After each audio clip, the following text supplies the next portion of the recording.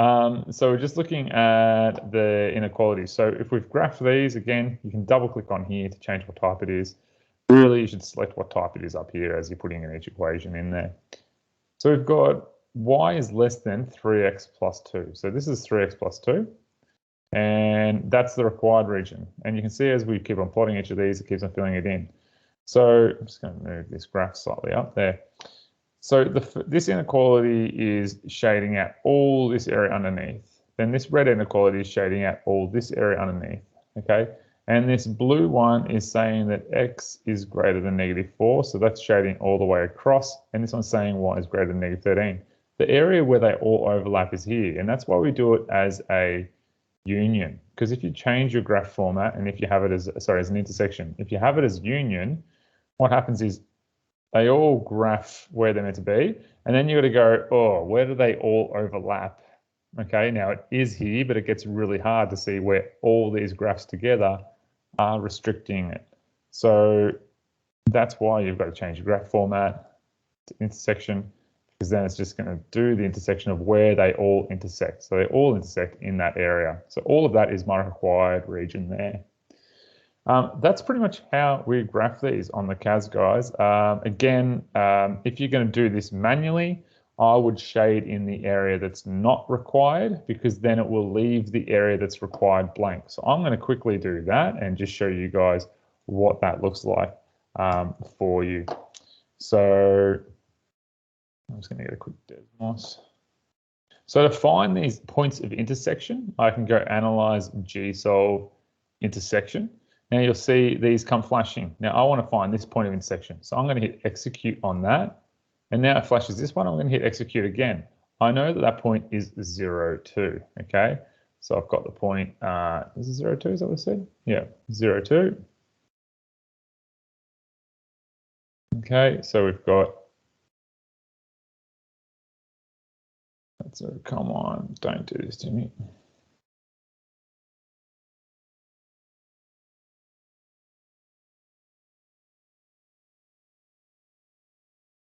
I'm not going to do it on here.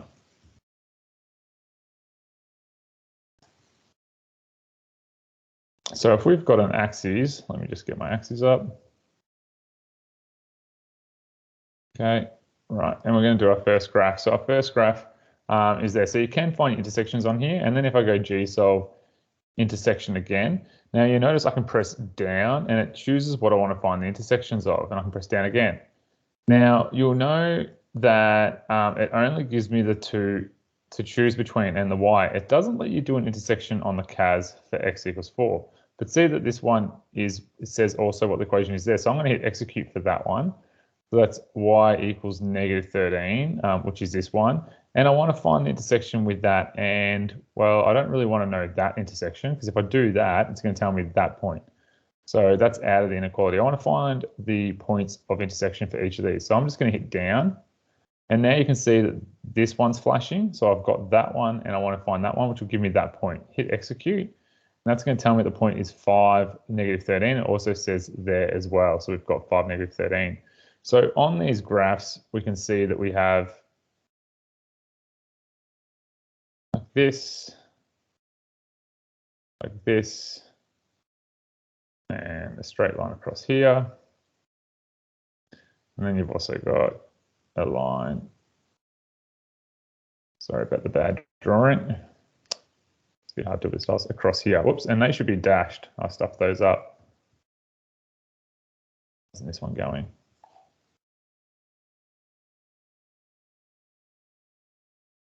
No, it just wants to stay on the screen. That'll be right.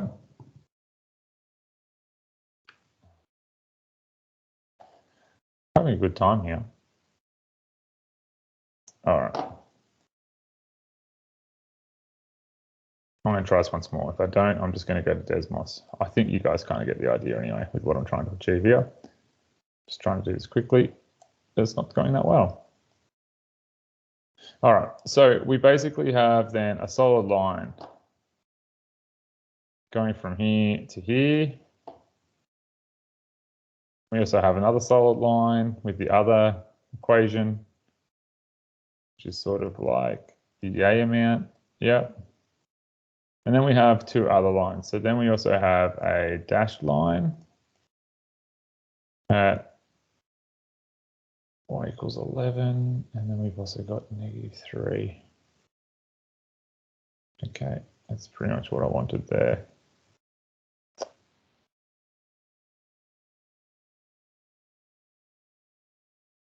Okay, so we can find out these points of intersection, which you're always going to sort of just do on your CAS in this one. You could do simultaneous equations, but I know that that point is 0, 2. Okay, we found out that this point was 5, -13.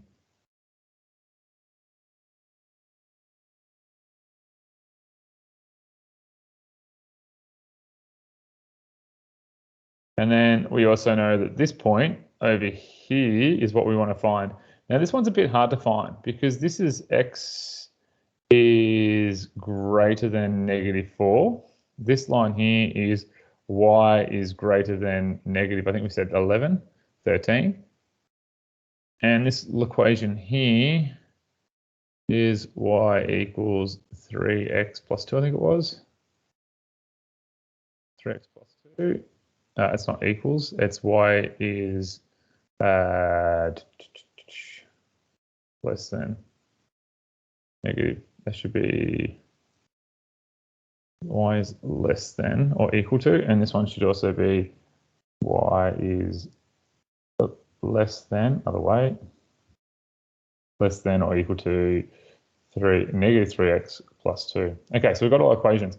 Now to find any intersection point, you can always go G-solve and intersection. You can only find intersections with anything starting with y. It's just a CAS thing, okay? So really, because I've got this y, I can find that one and that one. I can't find this point of intersection, but this point of intersection shouldn't be too hard to think.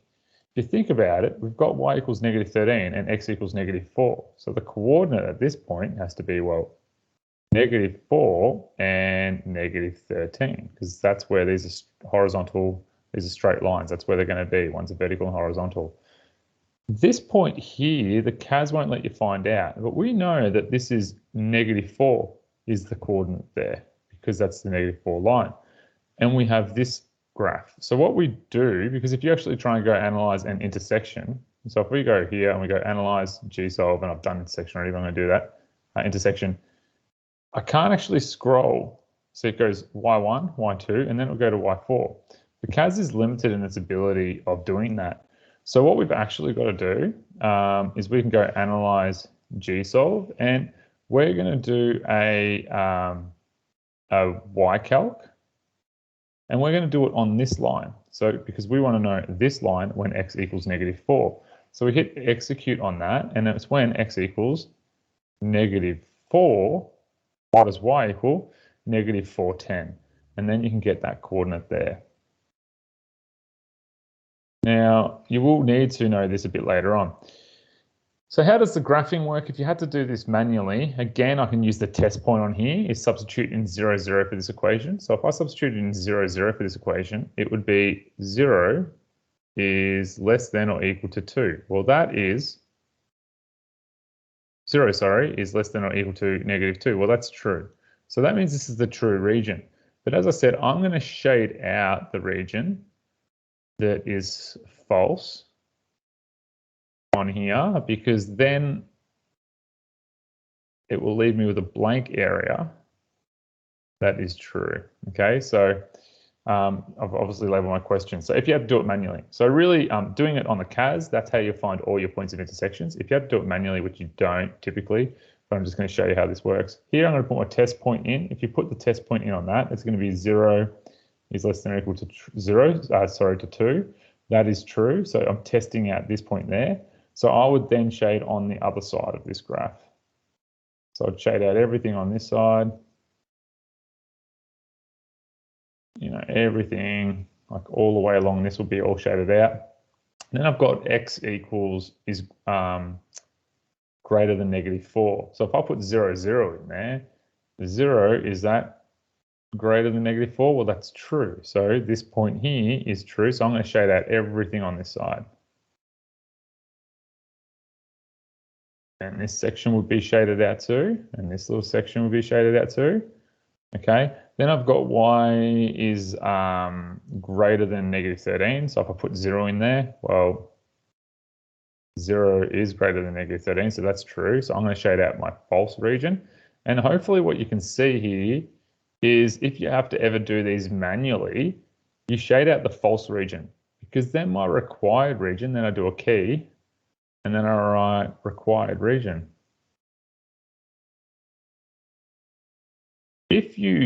Why do we do this? Is because if you shaded every area, if you shaded the area that was required region, it would be really, it would be like this. You would basically have, that's what your union is. It would start off like this, like, oh, I shade in the true region, I shade in the true region, I shade in the true region. And then wherever they all overlap, which would be in here, it's really hard to tell.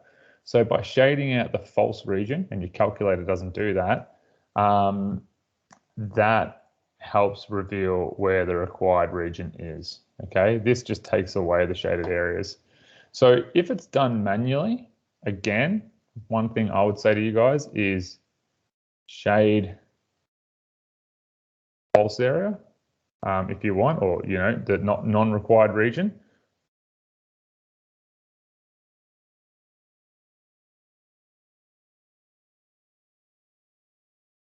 And then you've got the required region as blank.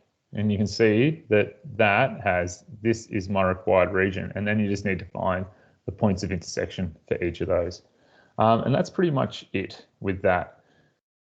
Lastly, there is something else. So that's any questions before I move on from that. That really is an important concept, because that's pretty much all the following subchapters is this. So I've gone a bit beyond, but that is pretty much what you try and do, because we're only looking 1 or 2, but we're going to then start looking at 3 and 4 and 5. So that's how you find your intercepts. Again, you can only find intercepts with y equals. If you've got an x line, you know what that x coordinate is. You can just substitute it in to find that point. Any questions before we move on? We're all good. Okay. If we're all good, I'm going to move on then to a little bit of worded questions, which is always really, really, really tricky. Okay. Let's say I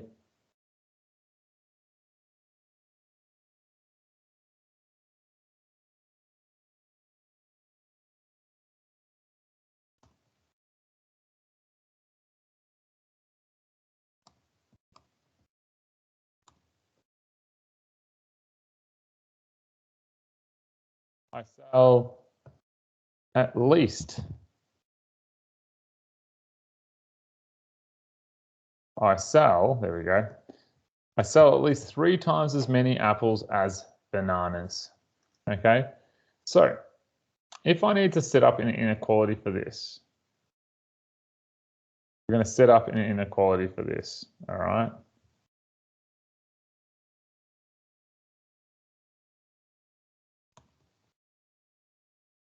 There's 2 ways you can go about this.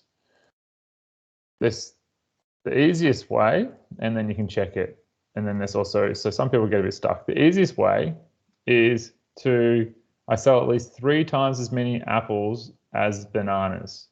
So the easiest way is to actually put the 3 on the other word, and then make the apple the number of the other one, which is just 1.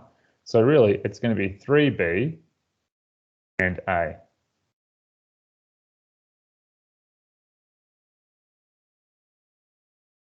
And then I sell at least 3 times as many apples,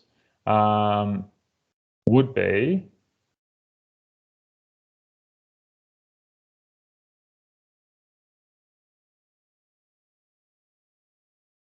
that way. So as a rule of thumb, what you can do from here is the 3 will go onto the bananas. And because I sell at least 3 times, and because the at least is connected, because that is connected, I sell at least 3 times as many apples with the apples. The inequality is going to be facing then the apples, and that will work. How does that work? Well, put it this way. If you sell 2 bananas, how many apples would you sell? So then you can check it. And this is my hack method. And I'll show you another method next. So how to check? Okay. If I sell 2 bananas, you sell at least 3 times as many apples as bananas.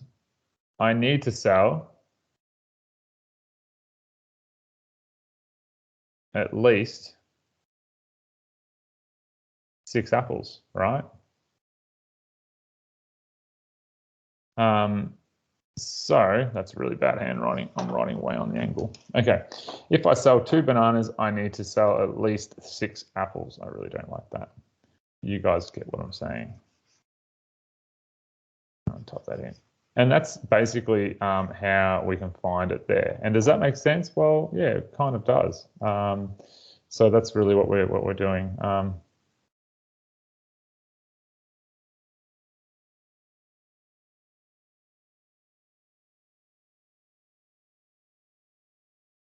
Now, if you sell about 2 bananas, you got to sell at least the minimum amount of apples you can sell is 6.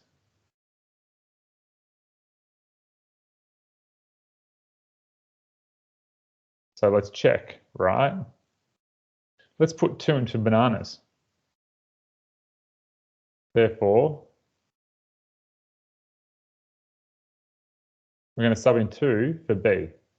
So it's going to be 3 times 2 apples. And if you look at that, 6. So that means the amount of apples that you have is equal to or greater than 6, which makes this statement true. Okay, so you know you've set it up right. Now, there is another way you can go about that. That's sort of a bit of a hack method. If you're ever not sure with these questions, just remember the 3 feels like it needs to go on the apple, but just chuck it on the other one. And if there's a number on the banana, chuck it on the other one. I'll do that one next. There's another way you can look at it.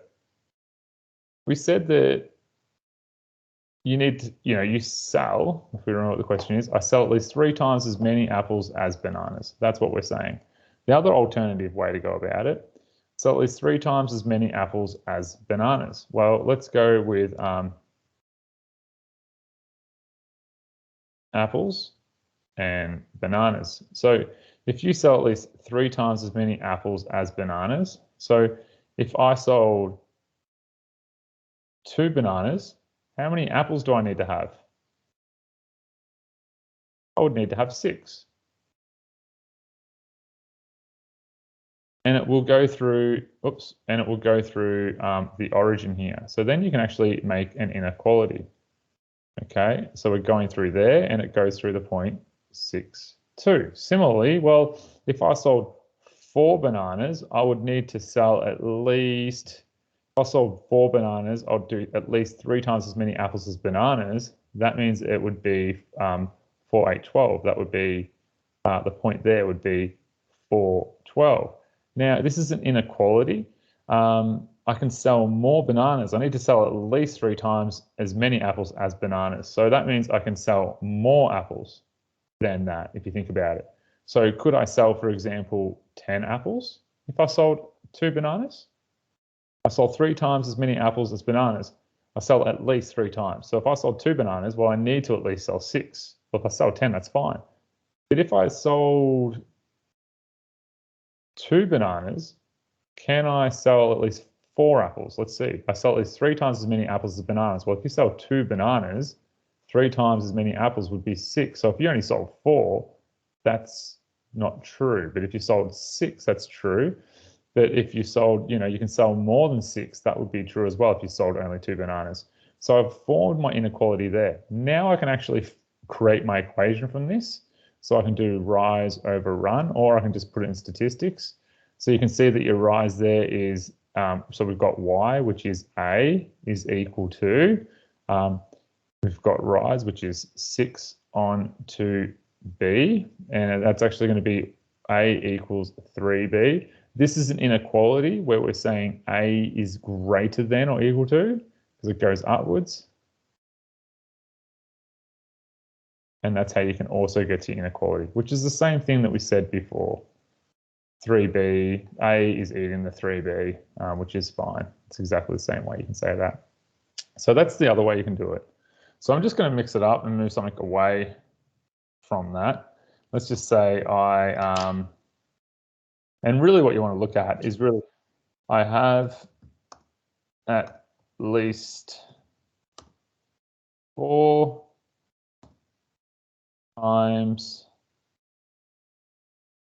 I have, well, let's say you sell stuff. I sell at least, let's just say again, my wife, like she's in the toy store, and let's say she sells, like, you know, for every 3 teddy bears she sells, she'll sell at least let's say she'll at least sell 5 teddy bears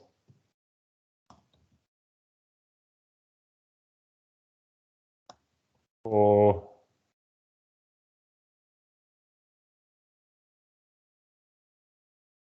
I will sell at least 5 teddy bears per every 2, I don't know, what's a good one? Teddy bear for every 2, I'm trying to think what else, dolls, let's say dolls. So she sells at least 5 teddy bears for every 2 dolls. So this word at least means at the least I'll sell 5 teddy bears to every 2 dolls. So I could sell 6 teddy bears and 2 dolls, or I could sell 10 teddy bears and 2 dolls.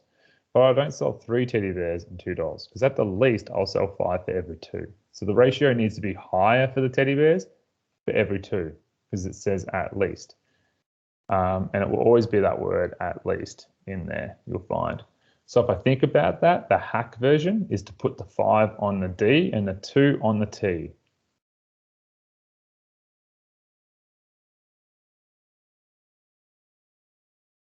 And because it's saying at least teddy bears, because the teddy bear is connected, at least is connected to the teddy bears, I'm going to do the inequality there. And because it's at least, if it said I sell more than 5 teddy bears for each teddy bear bowl, I would not have the inequality there, the equals. It would just be that one.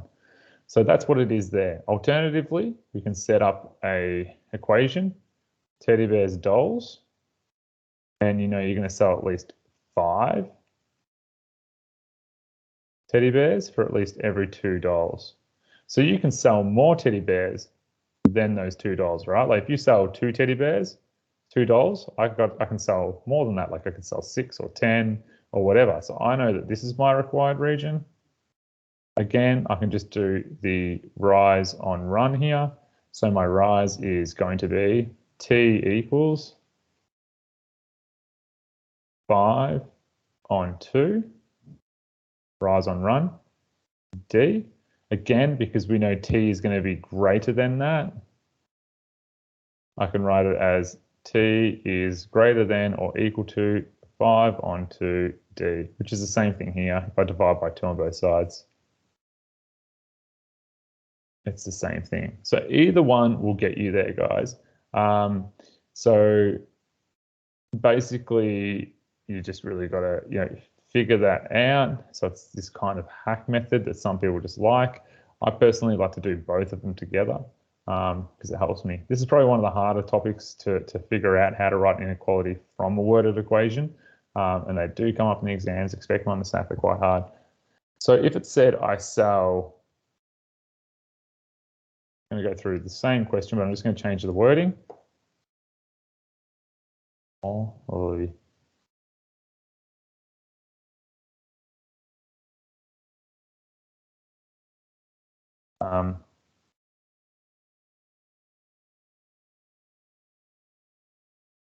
I sell more than 5 teddy bears for every 2 dolls.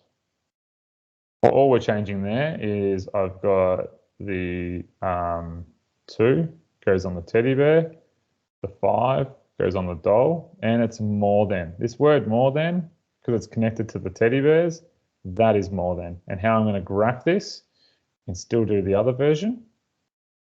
So I sell more than 5 teddy bears, so I'm going to have 5 teddy bears for every 2 dolls. And in this case, because it's more than, it's going to be a dotted line, and the intersection there is going to be 5, 2. Okay, so again, I can do my rise over my run and find out what this equation is. So it's going to be, what are we looking at, 5 on 2, so T equals 5 on 2D. But again, you need to sell more than 5 teddy bears for every 2 dolls. So I could sell 6 teddy bears. So that's true. Because I need to sell more than that. If I sell 7 teddy bears for every $2, that's true. So this is my required region, all up here. Okay. And you'll notice I'm kind of going against what I said, where leave it blank. You can shade this area and leave that blank, but when it's one inequality, I kind of do it like that. And then I now can say, okay, so the teddy bears can be more than that line. And I can put in a number here to see if it's true. So I can put in like 7 too, okay, to check if it's correct as well. So I know that 7 for the, sorry, I stuffed this up. I stuffed up all these coordinates. That should be 2, 5. Now I realize what I've done wrong. I can also have, I could sell, if I sell $2, I can sell like 6 teddy bears. If I sell $2, I can sell 7 teddy bears. That's better. So I can put in one of these coordinates. Let's put in 2, 6. So 2 for D. And we're going to say 6 for teddy bears.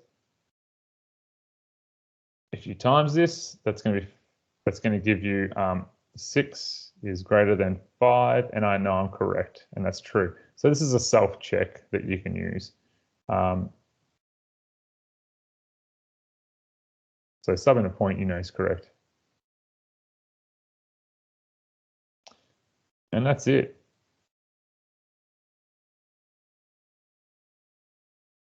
From me. Tricky one. You'll